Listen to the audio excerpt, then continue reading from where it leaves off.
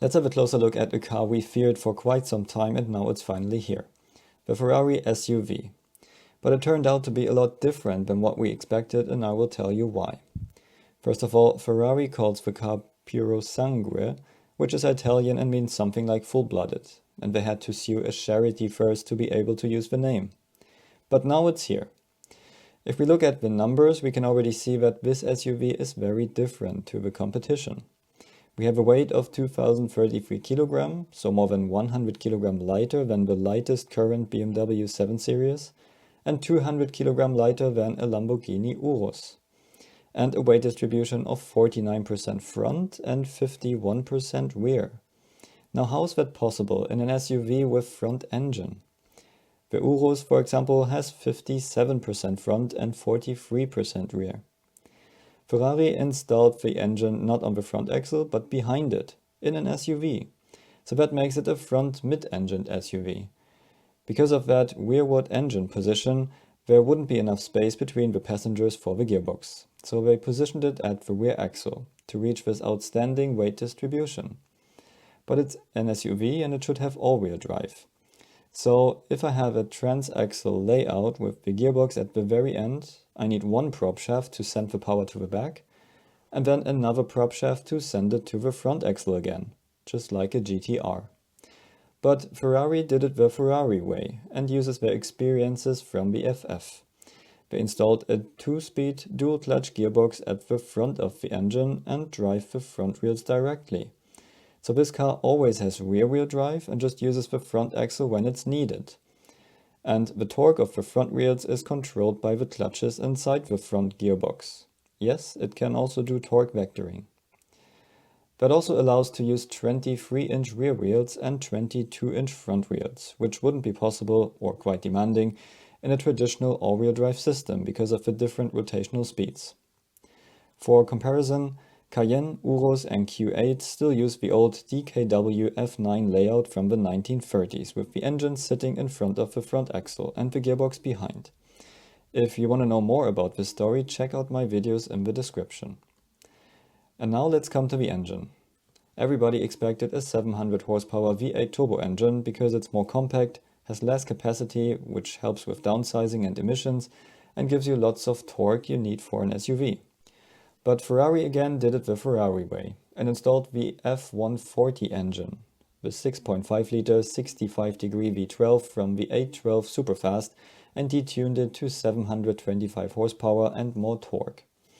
In a time where large engines and especially V12s become more and more valuable across all car categories, that's the absolute top feature of this car and will be the reason for many to buy it.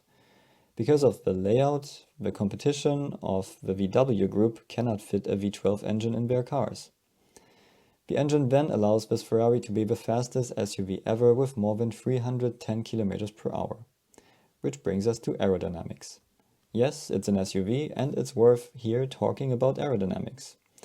First of all, 725 horsepower need a lot of cooling. But the Ferrari has smaller intakes than the competition. How is that possible? The competition has the engine right behind the radiator package, which blocks the path through the radiators, which means they need larger radiators and hence larger intakes to reach similar cooling. The Ferrari, on the other hand, has the engine so far back that there is a large gap between radiator and engine, which allows air to flow freely, use the radiators more efficiently, and before even reaching the engine, it can already flow out through the front wheel arches and the lower center outlet. And that's another interesting topic. Ferrari uses some aero elements here we know from other models, but they have different purposes here. We can see the two-part inlet underneath the center intake, which channels air underneath the car. The underbody is then curved, which creates a low pressure area, and exactly there is the center outlet for the radiator. The Ferrari concept was all about reducing drag to reach this 310 plus km per hour. And so they tried to reduce the frontal area as much as possible. Where it couldn't be reduced, they created internal channels like at the headlights. The upper inlet channels air to the aero bridge behind the front wheels, and hence reduces the positive pressure at the front. Air doesn't have to flow around, it can flow through the car.